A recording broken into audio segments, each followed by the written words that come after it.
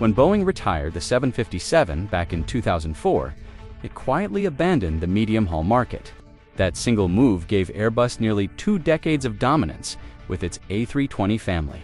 For years, Boeing seemed fine sitting on the sidelines, but now, out of nowhere, they've dropped a bombshell. The Boeing 797. Is this the comeback move everyone's been waiting for? Or has Boeing already missed its chance against Airbus? Let's break it down. To understand why this announcement matters, we need to rewind. In the late 1970s, Boeing launched the 757.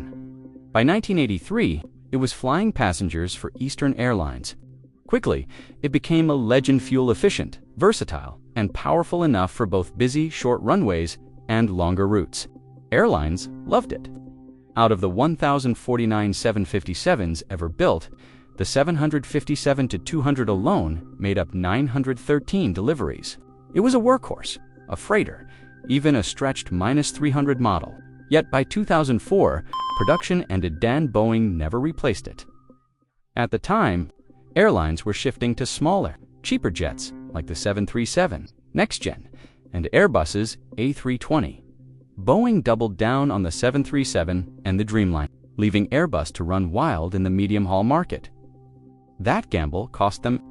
In 2010, Airbus unveiled the A320neo, more range, more efficiency, quieter engines, and 20% lower fuel burn. Boeing tried to keep up with the 737 MAX, but between outdated design limits and tragic crashes in 2018 and 2019, the MAX program was scarred forever.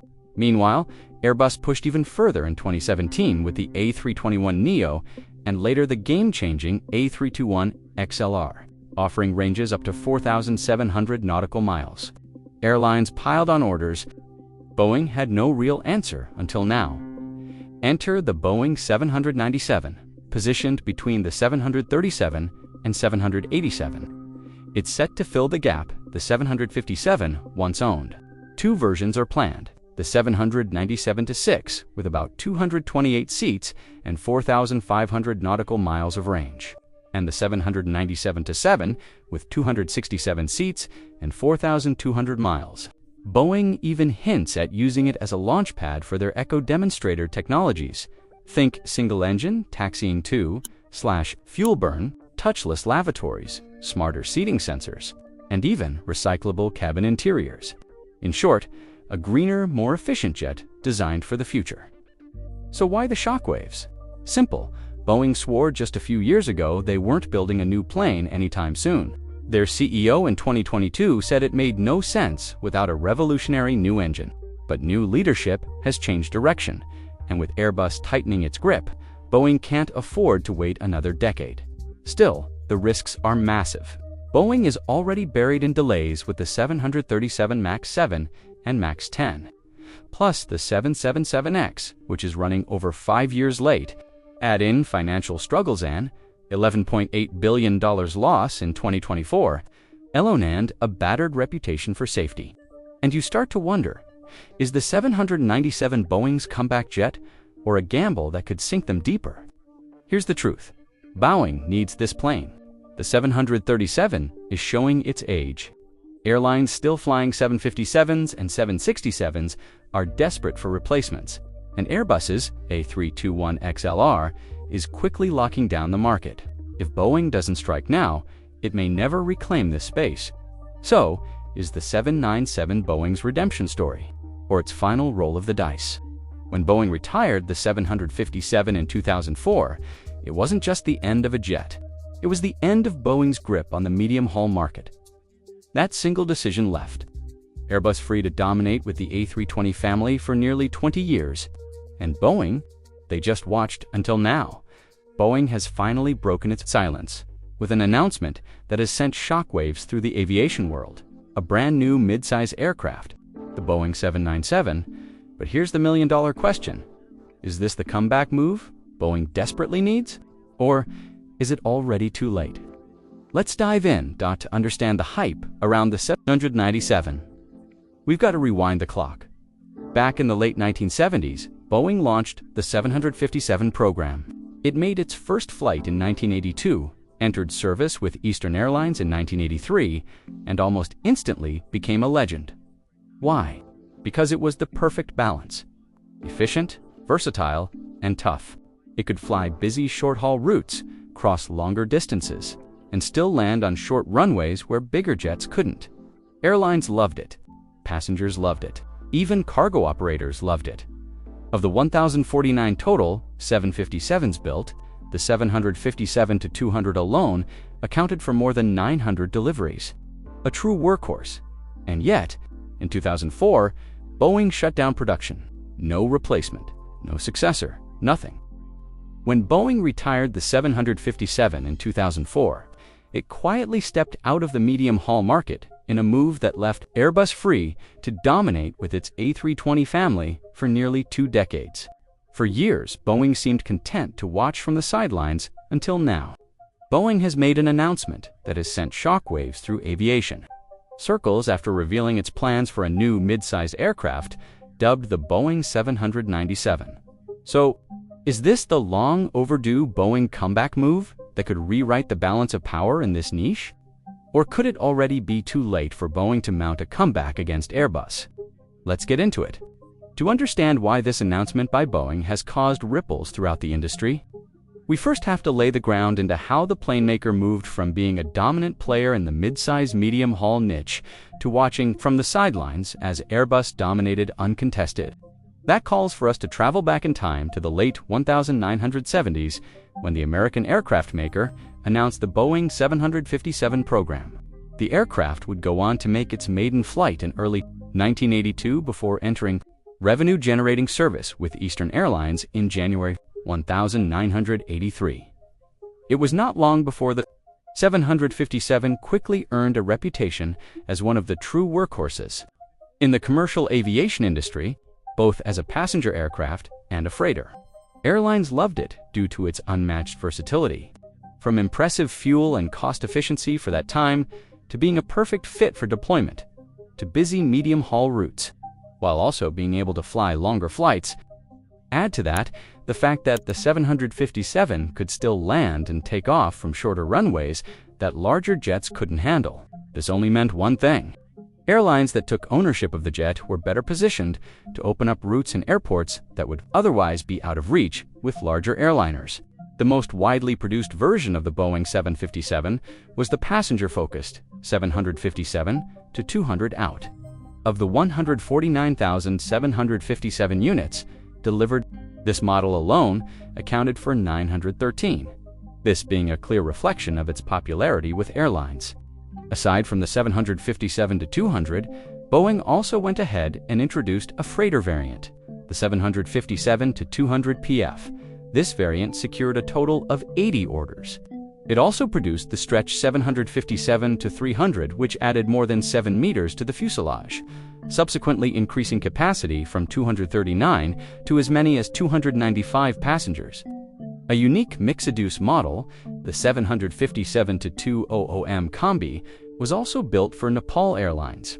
Production of the 757 officially concluded in 2004. After pulling the plug on the 757, Boeing never devised measures to replace the aircraft with a new market option. Many aviation enthusiasts were shocked that the American plane maker would vote against filling the gap. Left by an aircraft that was largely a market success, however, it would later be revealed that at that time, the demand to justify a modern replacement to the 757 just was not there. Airlines were moving towards smaller and more efficient jets, like the 737 NextG and the Airbus A320 family aircraft. These jets were known for their ability to handle many of the same routes handled by the 757 at a lower cost. As such, Boeing doubled down on the 737 family and also poured resources into the 787 Dreamliner program. With that, Boeing had officially checked out of this niche, and what would happen next would revolutionize medium-haul travel significantly. In December 2010, Airbus announced the Airbus A320, a short to medium-haul aircraft that was set to redefine the industry in unprecedented ways. This jet could fly up to 400 nautical miles, thus allowing carriers to deploy it to more faraway destinations. In addition to that, it could carry as many as 194 passengers. guaranteeing higher revenue margins for those that purchased it, and still burned about 20% less fuel than its predecessor. On paper, the Boeing 737 MAX 8 could squeeze out a little more range, around 3,550 nautical miles. However, the A320 had the real edge where it mattered: efficiency, quieter engines, and the sharklet winglets that shaved costs even further. For airlines, it was the smarter and more cost-efficient choice of the two. By then, Boeing had already started playing catch-up.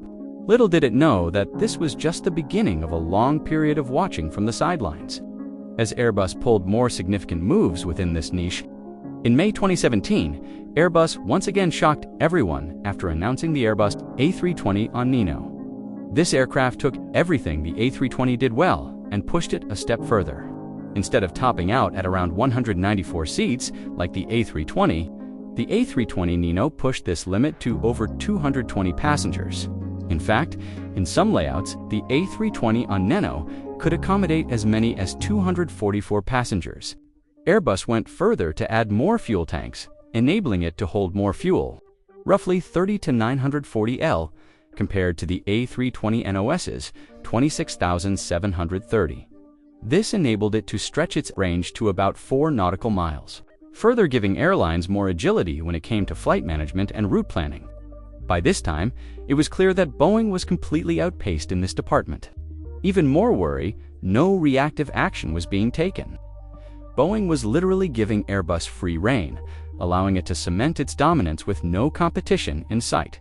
There is a faction of industry experts that argues that Boeing did not see the need to develop a new aircraft, as it believed that the 737 MAX could be enough to compete with the A320 and the A320 Neo aircraft. However, all indicators have shown that this American jet simply cannot stand up to these industry beasts. Aside from being disadvantaged in terms of specifications, the 737 MAX program has been overshadowed by a string of serious quality control issues, perhaps the most unpopular and devastating ones being the tragic crashes of Lion Air Flight 610 in 2018 and Ethiopian Airlines Flight 342 in 2019 that claimed the lives of 346 people. Investigations revealed flaws in the maneuvering characteristics augmentation system, thus exposing technical shortcomings as well as deeper concerns about Boeing's safety culture. Even more concerning is the fact that the 737 MAX is built on a design that dates back to the Boeing 960s. Throughout the decades, Boeing has stretched, re-engined, and reworked this airframe. However, there's only so much that can be done with such an old foundation. It goes without saying this limitation makes one thing increasingly clear. No matter how many updates the 737 gets, it cannot truly compete with Airbus's newer and more versatile A320neo and A320neo families in the medium-haul market. So after years of remaining silent and allowing Airbus to dominate the medium-haul market, Boeing has finally made the long-eyed move. Surprisingly, it has made this move at the most unexpected period. However, we shall come back to why we say it's an unexpected period for such a move. So, make sure you stick around. Boeing has just confirmed the decision to develop an all-new aircraft that will fill the gap left by the 757, complement the 737 MAX, and compete squarely with the Airbus A320 Neo aircraft family. But before we even explore why this move has shocked the industry, we first need to acquaint ourselves with the new aircraft, which will be known as the Boeing 797. At its core, the 797 is a mid-size aircraft that will be positioned right between the 737 narrowbody and the 787 Dreamliner widebody. Boeing is reported to be working on 2 versions of this aircraft. One of the versions, the 797-7, is expected to have a seating capacity of around 267 passengers and a range of about 4,200 nautical miles. On the other hand, the 797-6 will carry roughly 228 passengers with its range stretched to 4,500 nautical miles. At the moment, Boeing has remained coy concerning the possibility of building a freighter version of the 797. However, we cannot rule this out. The rationale underscoring this is the fact that the commercial aviation industry is experiencing a substantial increase in the demand for air cargo transport. In 2024 alone, demand jumped by 11.3%, marking a record year. And just in December of that year, it climbed another 6.1% compared to the year before. This only means one thing: demand will continue to soar, and airlines will demand more freighters to cater to that demand. As such, Boeing might decide to build a freighter version of the new aircraft to meet that demand. What makes things even more intriguing is Boeing's market forecast.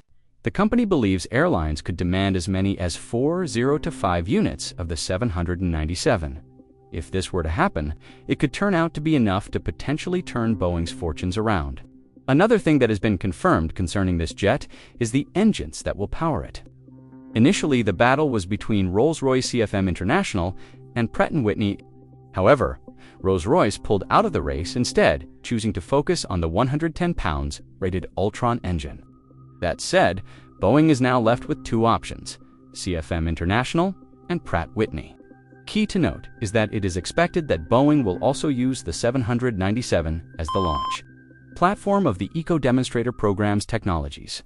In case you might be wondering, the Eco Demonstrator Program is Boeing's way of contributing toward the industry. Shift toward reduced environmental footprint, enhanced efficiency, and to promote safety levels at every aspect of the industry. If the plane maker manages to integrate these technologies into the new aircraft, it will be a significant stride, since it will imply that the technologies that have always been tested in laboratories will now be mature, enough to be integrated into an aircraft and help to make the industry more efficient, safer, and cleaner. So, what Eco Demonstrators technologies could we see in the 700? First, we are likely to see single-engine taxiing. There's not much into this technology, and the name describes itself.